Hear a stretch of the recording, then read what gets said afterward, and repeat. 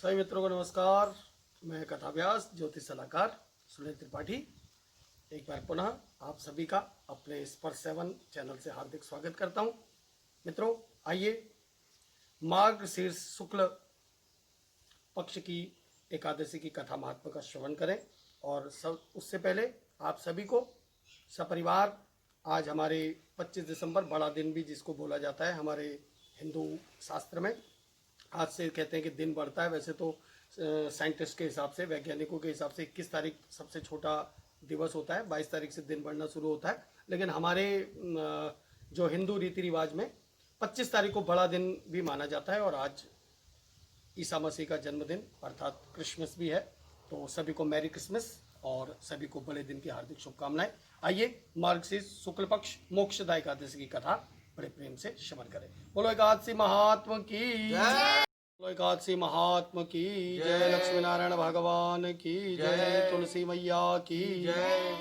ओम नमो भगवते वासुदेवाय।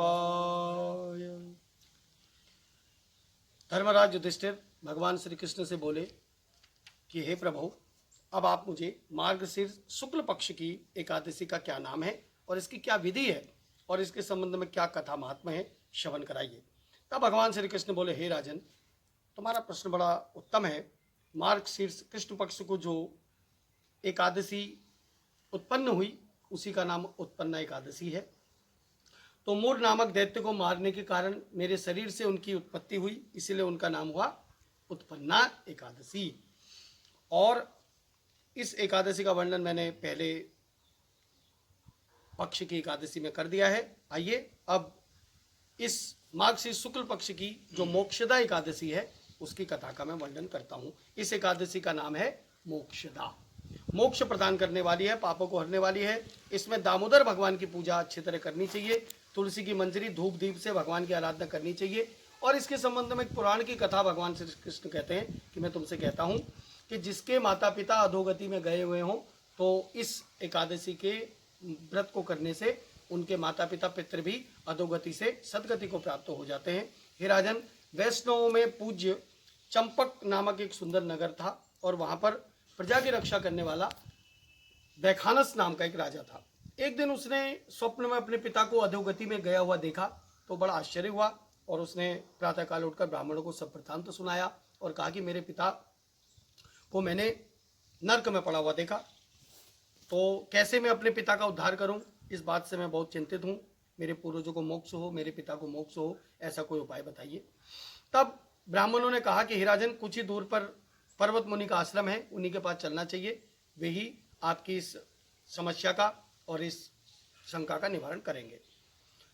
राजा और ब्राह्मणों के साथ सभी पर्वत मुनि के पास पहुंचे। वहां जाकर राजा ने पृथ्वी पर साष्टांग प्रणाम किया पर्वत मुनि को। पर्वत मुनि बहुत प्रसन्न हुए और कहने लगे, राजन, तुम्हारा राज्य सब निष्कंटक तो है। तो राजा बोला कि सब कुछ कुशल है प्रभु, हे गुरुदेव, लेकिन एक विघ्न हो गया है, मुझे एक संदेह हो गया, आप उसका निवारण करें। तब पर्वत मुनि ने पूछा कि क्या तुम्हें संदेह है। तब राजा कहने लगा कि मैंने अपने पिता को अधोगति में पड़ा हुआ देखा रात को स्वप्न में, इसका क्या कारण है और कैसे मेरे पिता को सदगति प्राप्त हो, बताइए।